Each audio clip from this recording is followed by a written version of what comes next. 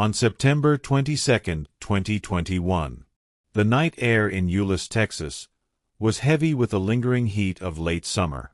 A quiet alley behind a budget motel sat in near darkness, broken only by the distant hum of cars on the highway. It should have been another uneventful evening in the suburban sprawl outside Fort Worth. But then somewhere around 11 p.m., a flicker of light rose above a rusted metal dumpster at the end of the alley. At first, no one paid much attention. Residents were used to the occasional trash fire, a mattress tossed and set alight, or perhaps kids playing with matches. But within minutes, the flames grew taller, climbing against the brick wall behind it. A sharp smell began to fill the air. It felt acrid and wrong. By the time the first 911 call came in, the fire had fully taken hold. A fire engine arrived at the narrow alley, red lights washing over the crumbling pavement. Firefighters jumped into routine, uncoiling hoses, expecting another minor blaze to knock down. But as the water hit the flames, the fire hissed and sputtered, revealing the charred contents inside. One of the firefighters froze. "Stop!" he called out, voice tight. The others peered into the smoking bin. What they saw was not trash. Inside were shapes that no one mistook for debris. Blackened curves of flesh. The unmistakable joint of a limb. There wasn't just one. There were many. The fire captain radioed in, "We've got human remains." Multiple. Within minutes, the alley transformed. Yellow tape stretched between buildings. Police cruisers blocked both ends. The faint smell of burnt flesh hung in the humid air, clinging to everything. Detectives moved incautiously, crouching beside the still smoking bin, their flashlights cutting through the haze.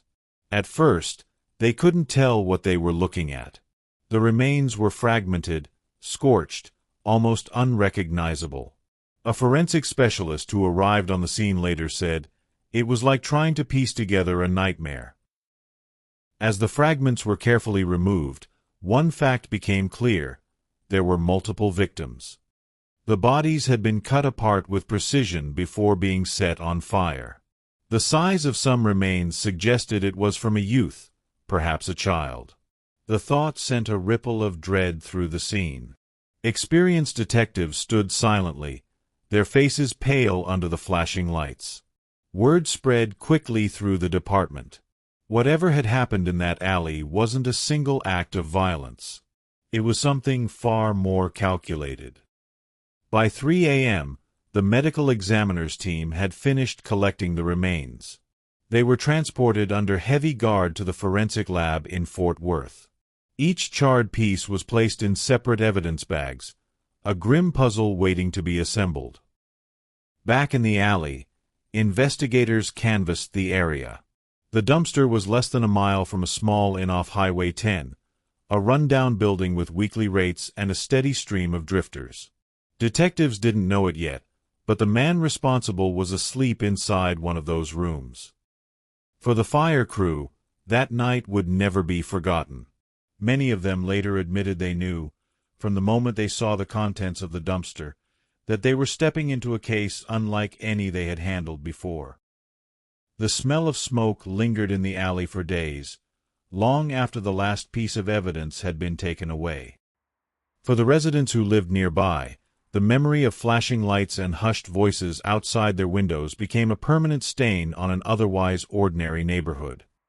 September 22nd wasn't just the night a crime was discovered. It was the night a story began, a story of ritual, of violence, and of a man who believed every death was holy. To understand the horrors uncovered in that dumpster, investigators needed to understand the man who had put them there. His name was Jason Alan Thornburg. Born on August 27, 1980, Jason grew up on the fringes of Texas society. His childhood was marked by instability and quiet neglect. His mother battled severe alcohol and drug addiction throughout his early years, leaving scars that were invisible to most but deeply etched into Jason's development. Doctors would later testify that his mother's drinking during pregnancy likely caused partial fetal alcohol syndrome. Subtle signs appeared early: problems with attention, emotional regulation, and a difficulty forming attachments. To those around him, Jason seemed present, but distant. He smiled when expected to, spoke when spoken to, but his eyes often drifted away as if he were listening to something no one else could hear. Jason's father wasn't a steady presence. Friends of the family described a household where stability was a foreign concept, where survival often took precedence over love. Jason learned early to keep to himself, to retreat inward. In 2002, when Jason was 22, a violent assault changed everything. He suffered a traumatic brain injury during a fight. It was never properly treated. Doctors stitched the wound, but the deeper damage went unnoticed. Over the next several years, his personality began to shift. Those who knew him said the quiet young man became even more withdrawn. He started to fixate on religion. By his late 20s, the Bible had become his constant companion. But it wasn't the comforting verses of faith that drew him in. Jason's reading was obsessive and fractured. He wasn't just absorbing words. He was interpreting them, twisting them, searching for meaning others didn't see. He began to tell people he heard God's voice. Not in whispers, but in commands. He said the messages were clear and that the voices he always heard demanded sacrifice. Jason never held a steady job.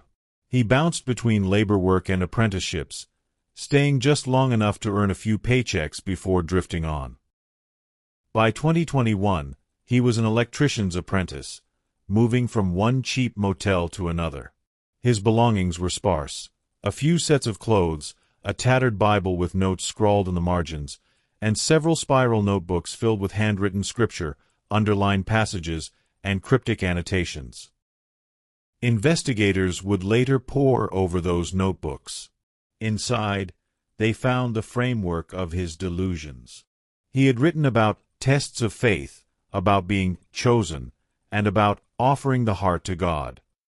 The words were unsettling not just for their content, but for their calm, methodical tone in which they were written. Neighbors at the motels where Jason stayed described him as polite, quiet, and strange.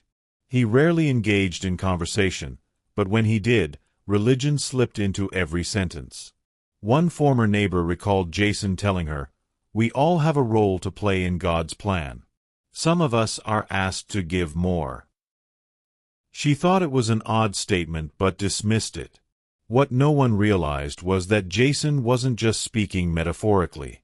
In his mind, he had been given a mission, one that would demand blood. By the summer of 2021, Jason was living at the Budget Inn in Euless, Texas. Room number 10. A single bed, peeling wallpaper, and a floor that would soon soak up the evidence of a week-long killing spree. To the motel staff, he was just another tenant paying for a cheap room. But behind that thin door, Jason was preparing. Every step of his life, the instability, the brain injury, the growing delusions, had led him here. In his mind, he wasn't a drifter or a murderer. He was a servant. He believed God had chosen him to carry out a series of acts that would prove his devotion. What no one could see at the time was how far he was willing to go. When detectives later pieced together his background, one detail haunted them. Jason's life wasn't a sudden descent into violence. It was a slow burn, years in the making. A combination of brokenness, belief, and opportunity. The man who would dismember 3 people in a single week and confess to 2 more murders wasn't a monster born overnight. He was a man shaped by 1,000 moments of neglect, pain, and delusion, each one pushing him closer to the edge until he stepped willingly into the abyss. And in September 2021, Jason Thornburg would finally act on the voice he believed had been guiding him all along. But before then, he already had a dark past that had already accommodated at least 2 murders. Sometime in March 2017, the high deserts of the American Southwest stretched for miles in all directions. their sun-baked silence hiding centuries of history. In Gallup, New Mexico, a border town resting against the vast Navajo Nation, 37-year-old Tanya Begay was preparing for a trip. Tanya was a mother, a daughter, a friend. A proud Navajo woman with deep roots in her community and 2 children who depended on her. She was known for her laughter, her spirit, and her fierce protectiveness over her family. She had dreams, burdens, and faith. But in March of that year, she made a decision that would end her story. She left Gallup with Jason Thornburg. The two had been involved romantically, an unlikely pair to outsiders. Jason, quiet and strange, seemed detached. Tanya, warm and open-hearted, saw something in him. Perhaps it was loneliness. Perhaps it was love. Whatever it was, she trusted him enough to go on a trip with him. They headed west, into Arizona. Tanya told her family she'd be back soon, that she was just taking a trip, that Jason was safe, that everything was fine. But after March 3rd, her voice went silent. Her mother called hospitals, jails, friends. There was no trace of Tanya. Her family filed a missing persons report. Flyers went up across town, on gas pumps, telephone poles, storefront windows. Tribal police joined the search. The FBI became involved. But the land was endless, and there were no clues to follow. The trail grew cold. The official search ended. But Tanya's family didn't stop. They held vigils. They knocked on doors. They kept her name alive, praying that one day someone would talk. No one imagined the truth would come 4 years later, inside a Texas interrogation room. In 2021, after Thornburg was arrested for the Fort Worth murders, detectives asked if there were other victims. He didn't hesitate. He spoke her name, Tanya Begay. He said it like a fact, like a chapter in a book he had already closed. The confession was chilling. Jason claimed he had killed Tanya sometime between March 3rd and March 13th, 2017. He didn't offer emotion or apology. He referred to her death as a sacrifice and said it was necessary. Authorities in Arizona were stunned. Tanya's disappearance had haunted them for years. Now they had a suspect and a confession. But they didn't have her body. Jason didn't remember, or refused to reveal, where he left her. The exact location of Tanya's death remains unknown. Somewhere in the vast, sacred lands of the Navajo Nation, her remains may still lie hidden. In December 2021, Arizona authorities indicted Thornburg for her murder. Investigators believe Tanya was the first. The beginning of Thornburg's ritual. His second ritualistic murder happened in 2021. Sometime in May 2021. Fort Worth, Texas. A small, single-story house sat on a quiet residential street lined with aging oaks. It had been a modest home for Mark Jewell, a 61-year-old man described by neighbors as gentle, soft-spoken, and private. When Mark took in a new roommate that spring, few paid attention. People moved in and out of homes like this all the time. That new roommate was Jason Thornburg. At first, their arrangement seemed simple. Mark needed help covering bills.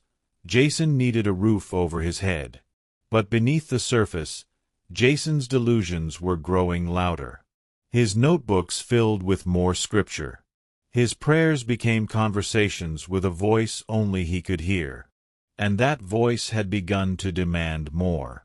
On the night of May 21, 2021, the quiet on the street was broken by the roar of flames. At around 2:47 a.m., a neighbor called 911, with a panicked voice saying the house was on fire. Within minutes, Fort Worth fire crews arrived. The flames had already consumed the front of the home, curling through the windows and devouring the roof. Firefighters fought through the heat and smoke, forcing their way inside. That's when they found him. Mark Jewell's body lay in the blackened wreckage, still and lifeless. To the fire investigators, something felt wrong almost immediately. The burn patterns didn't match a typical accidental blaze. A faint, telltale smell of natural gas lingered in the air. Near the remains, they found a candle burned down to waxy residue. When the medical examiner performed the autopsy, the results deepened the mystery. Mark's throat had been slit. The fire hadn't killed him. Someone had. Fort Worth police opened an investigation, but evidence was thin. The fire had destroyed most of the scene. Jason was interviewed, but without physical proof, there wasn't enough to make an arrest. It wasn't until September 2021, sitting in an interrogation room after the Fort Worth triple murders, that Jason told the truth. He spoke about Mark's death with the same calm detachment he used for all his victims. He said he had slit Mark's throat as he slept. He said it was quick. Afterward, he opened the natural gas line in the kitchen, lit a candle, and walked away. He wanted the fire to erase everything. To Jason, Mark wasn't a man. He was a sacrifice. Another offering in the ritual he believed God had commanded him to complete. For investigators, the confession hit hard. They had suspected Jason all along, but hearing it from his own mouth was different. It turned suspicion into reality. Mark's family sat in court months later, listening to Jason's words played back in the sterile hum of the courtroom speakers. They wept as they heard how calmly he described the murder of a man who had shown him kindness. The fire that neighbors thought was a tragic accident wasn't random at all. It was intentional, calculated, a prelude to what Jason would unleash just 4 months later. Looking back, detectives believe Mark's murder marked a critical turning point. Tanya Begay had been his first kill, but Mark's death was the one that cemented Jason's belief that he was following divine orders. It was the rehearsal for the week of terror that would come. In his notebooks, found later in his motel room, there were passages written around the time of Mark's death. One read, "The test continues. The offering is accepted." To Jason, that meant God was pleased. To everyone else, it meant another life had been taken by a man who believed killing was holy. By the summer of 2021, Jason Thornburg had settled into a small room at the Budget Inn in Euless, Texas. Room number 10. The place was like many budget motels on the outskirts of Fort Worth, a faded sign, chipped paint, and a parking lot that never quite emptied. It was a stopover for truckers, drifters, and anyone living week to week. To the motel staff, Jason was just another tenant. Quiet, paid on time, kept to himself. But inside that small, dimly lit room, Jason's delusions were taking form. His notebooks filled with more scripture. His prayers grew longer. He believed the voice he heard was growing impatient. It wanted more. In early September, Jason crossed paths with a man named David Lueras. David was 42, a man who had spent much of his life searching for stability. Friends described him as charismatic, someone who had struggled but still tried to find his way back. When he met Jason, David was vulnerable, between places to stay, carrying the weight of personal battles. Jason offered him a spot in his room, a place to rest, a temporary refuge. But in Jason's mind, David wasn't a guest. He was chosen. Sometime between September 15th and 17th, the voice Jason believed came from God gave its command. What happened next was pieced together later through Jason's own words and the forensic evidence left behind. In the stillness of room 10, Jason attacked. He slit David's throat, holding him down as life drained away. The killing wasn't the end. Jason said the voice demanded more. He retrieved a knife and began to cut. Carefully, methodically, he dismembered David's body, separating limbs, placing each piece into plastic storage bins stacked in the corner of the room. But the most disturbing revelation came later. Jason admitted to cutting into David's chest, removing part of his heart, and consuming it. To him, it was part of the ritual, a way to offer the life he had taken. 4 days, David's remains stayed in that room. The bins sat silently, their contents hidden behind a thin layer of plastic as Jason continued his life as if nothing had happened. Neighbors in adjacent rooms later recalled faint smells, something metallic, like rust, mixed with cleaning chemicals. One guest reported hearing muffled sounds one night, but thought it was just a television. Jason wrote in his notebook during those days. One passage read, "The first offering is complete. The path is set. The heart is given." David's family would learn the truth weeks later. The man they loved, who had struggled but still smiled through it all, had been slaughtered in a dingy motel room and turned into what Jason believed was a holy sacrifice. For forensic teams, Room 10 became a haunting place. Under the layers of bleach Jason had used, they found blood soaked deep into the carpet, splattered on the walls, and even faint traces on the ceiling. The mattress was stained, the bathroom drain clogged with remnants of a cleanup attempt. But the most chilling thing about Room 10 wasn't the evidence. It was the silence. A cheap, ordinary room that had become a slaughterhouse for reasons no one could fully understand.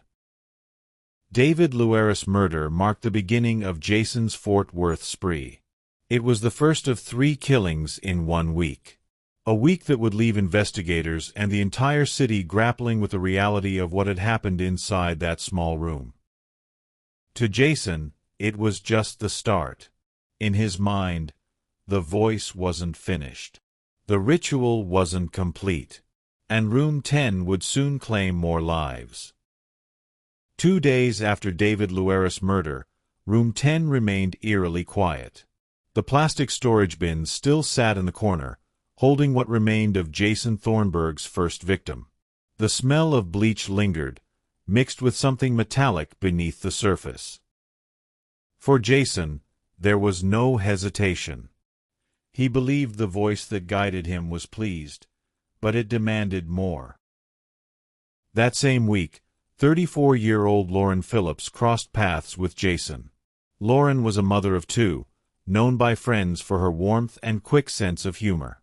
She had been struggling, like many do, trying to balance survival with dreams of a better life.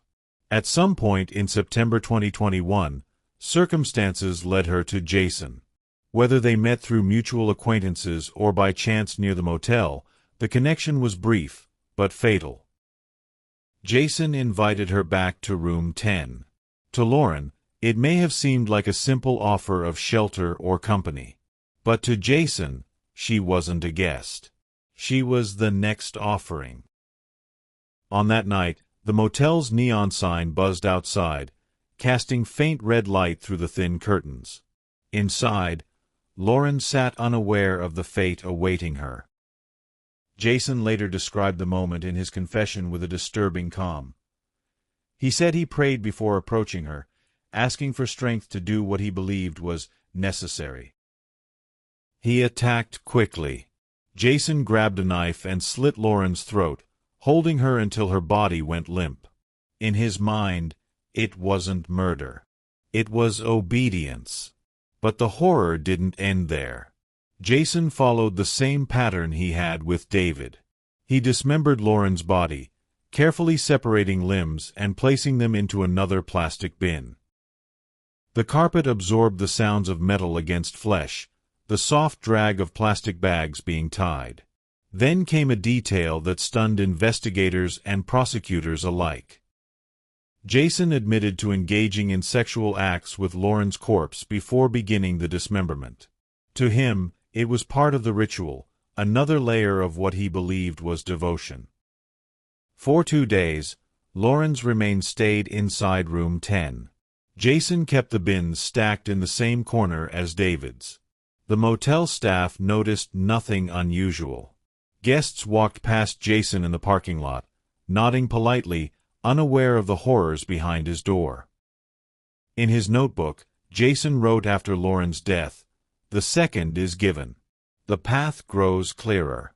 Blood and flesh for the promise." Those words would later be read aloud in court, sending a chill through the silent courtroom. Lauren's family wouldn't know the truth until after Jason's arrest. 4 days, she had simply been missing. Her mother filed a report, fearing the worst but praying for the best. When the identification of the burned remains came weeks later, hope turned to devastation. Investigators who processed the room after Jason's capture described the scene in grim detail. Beneath the bleach, forensic teams uncovered more bloodstains, more splatters, and the faint outline of where Jason had placed the bins. The walls, thin and faded, had heard everything and held their silence. For Jason, Lauren's death wasn't enough. The voice in his head wasn't silent yet. 2 sacrifices weren't sufficient. He believed the ritual demanded 3. And room 10 would become the site of one more killing. 4 days after the murder of David Lueras, and only 2 days after Lauren Phillips, Jason Thornburg prepared for what he believed was the final act of his offering. Somewhere nearby, 33-year-old Maricruz Mathis crossed his path. Maricruz had a gentle spirit and a complicated life. Those who knew her spoke of a woman who had been knocked down by hardship but still carried a quiet resilience. She was vulnerable in ways Jason could sense, and in his twisted view of the world, that made her the chosen third. Jason lured her back to his room back at the inn. Whether with promises of shelter, company, or safety, the details remain murky. What is known is that Maricruz entered the room unaware she was stepping into a place already soaked in death. In his later confession, Jason said he believed this killing would complete the cycle. He claimed the voice guiding him told him that 3 sacrifices were required. He described kneeling in prayer before approaching her, asking for forgiveness for what he was about to do, even though he believed it was holy. Unlike the first 2 victims, Jason chose a different method. He strangled Maricruz with his bare hands. Investigators would later note that the bruising on her neck told a story of a fight for life that lasted several agonizing minutes. When she finally went still, Jason picked up a knife and stabbed her repeatedly, as if trying to ensure the ritual was complete. Once again, the dismemberment followed. He cut her body apart, placing the pieces into another storage bin, stacking it beside the others. In his notebook, Jason wrote after the murder, "The circle is closed. The offering is whole." For 2 days, Jason lived among the remains. He prayed. He wrote. He waited for a sign that the voice was satisfied. Guests in the rooms around him later recalled a faint odor creeping through the thin motel walls. One guest told investigators she'd seen Jason carrying large plastic bins to his car late at night, but she assumed it was trash or belongings. On September 22nd, Jason made his move. He loaded the bins into his vehicle, driving them less than a mile away to a dumpster in a quiet alley. He stacked them inside, poured accelerant, and struck a match. The flames that night lit up the sky, alerting residents and summoning first responders. What Jason believed was a cleansing act of offering became his greatest mistake. The fire didn't erase the evidence, it exposed it. For Maricruz's family, the days following her disappearance were filled with worry and dread. She had gone silent, no calls, no messages. When the charred remains were finally identified as hers, the grief was unbearable. Investigators who later entered room 10 after Jason's arrest described the space as suffocating. Even after forensic cleaning, the weight of what had happened inside clung to the air. 3 lives had ended in that small, dimly lit room. 3 families shattered. For Jason, the murder of Maricruz wasn't just another killing. It was the final act of the week that cemented his name in Texas criminal history. He believed he had completed his mission. that he had obeyed the voice, that he had given the required offering. But outside of his delusions, it was nothing more than murder. Brutal, calculated murder carried out under the guise of faith. And it was Maricruz's death that would ultimately lead to his undoing. Detectives scrambled for missing persons reports. Who in Fort Worth had gone silent in recent days? Within 24 hours, one piece of the puzzle clicked into place. Among the charred fragments, investigators found a distinctive tattoo. It matched 42-year-old David Lueras. His name became the first attached to the dumpster of horrors. But the other remains were different. Smaller. The bones more delicate. At first, investigators feared they had discovered children. That fear lingered for days until DNA confirmed the victims were adult women. The alley became a landmark in the investigation. Detectives traced the dumpster's collection routes, canvassed nearby businesses, and reviewed hours of surveillance footage. One grainy clip would become the breakthrough: a dark vehicle pulling up to the dumpster late at night, a man unloading large bins, and the flash of fire moments later. The footage was too blurry to make out the license plate, but it was enough to give detectives a lead. Meanwhile, the community watched in shock. News broadcasts replayed the same images over and over. The dumpster, the flashing lights, the investigators in white suits moving through the scene. Fear spread. Who had done this? Were they still out there? And would they strike again? When detectives followed the trail back to the Budget Inn, Room 10 became the next crime scene. What they found inside confirmed their worst fears. Blood soaked into the carpet, splatters on the walls, and the faint, lingering scent of death despite Jason's attempts to scrub it away. The alley of fire had opened the door. And behind it, investigators would uncover one of the most disturbing killing sprees in recent Texas history. On September 27, 2021, 5 days after the discovery of the burning dumpster, Fort Worth police brought Jason Thornburg into custody. Surveillance footage had placed his vehicle near the alley on the night of the fire, and evidence gathered from Room 10 tied him irrevocably to the remains. The interrogation room was stark: gray walls, a metal table, and a single chair.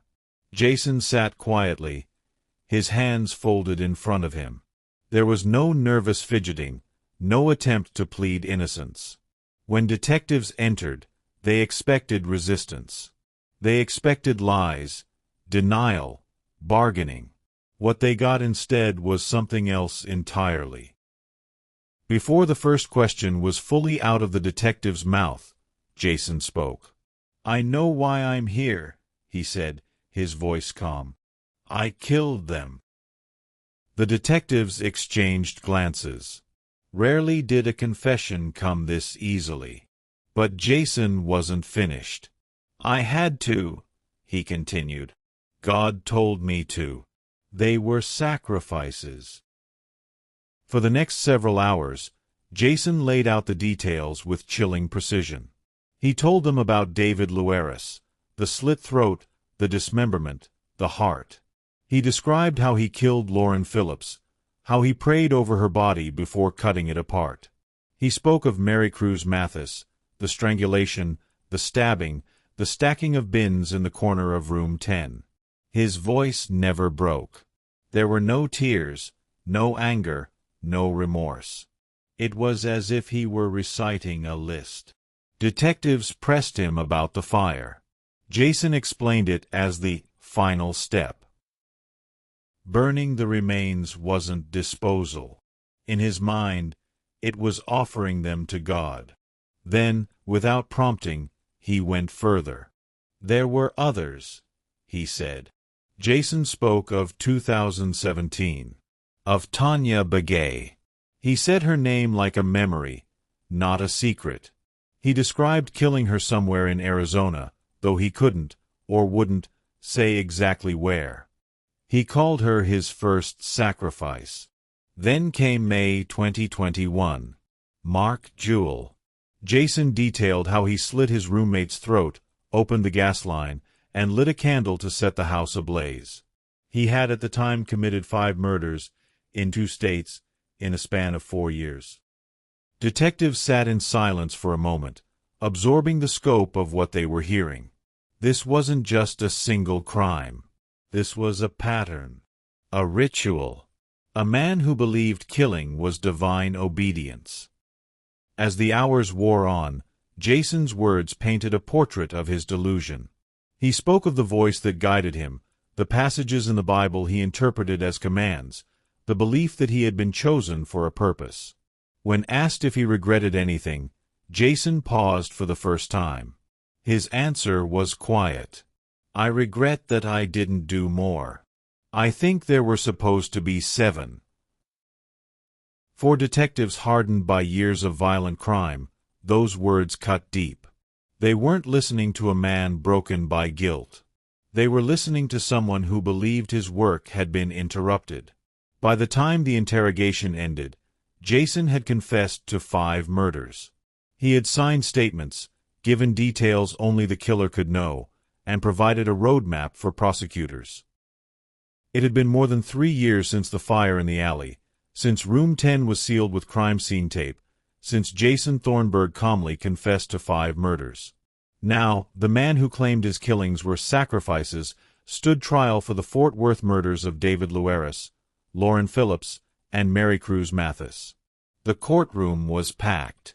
Rows of wooden benches held family members of the victims, reporters, and curious onlookers. At the front, Jason sat at the defense table, his expression as blank as it had been the night of his confession. The prosecution wasted no time laying out the case. They walked the jury through everything, in a step-by-step process.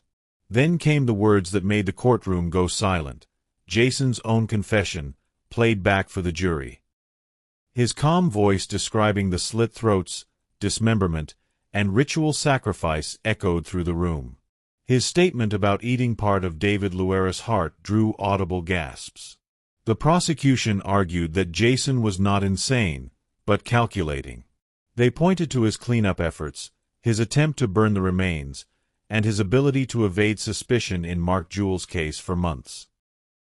This was not the voice of God, the prosecutor told the jury. This was the voice of a killer who knew exactly what he was doing. The defense painted a different picture. They argued that Jason was mentally ill, driven by delusions rooted in religious obsession. Expert witnesses testified about his traumatic brain injury from 2002, his mother's heavy drinking and drug use during pregnancy, and signs of partial fetal alcohol syndrome.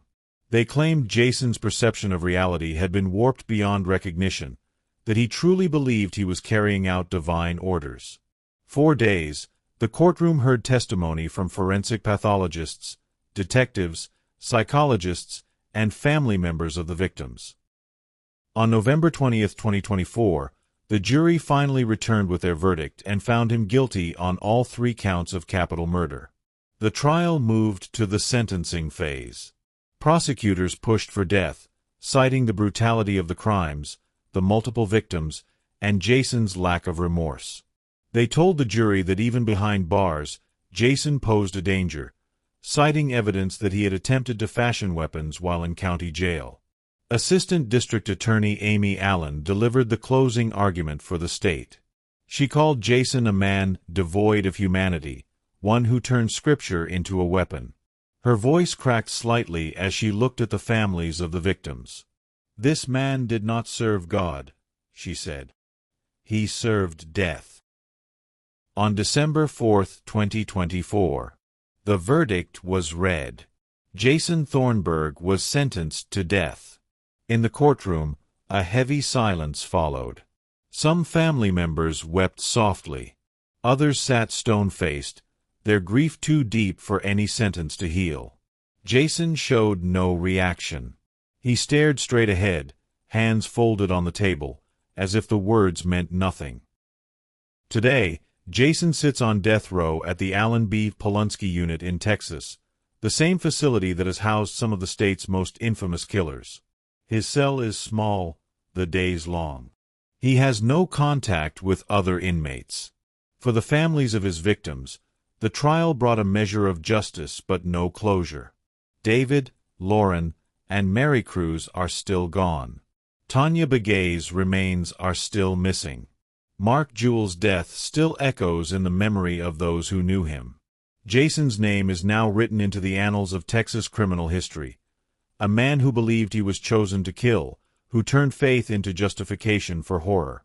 And though the jury's verdict sealed his fate, the question remains, lingering in the quiet spaces of every courtroom, every motel hallway, every desert search site.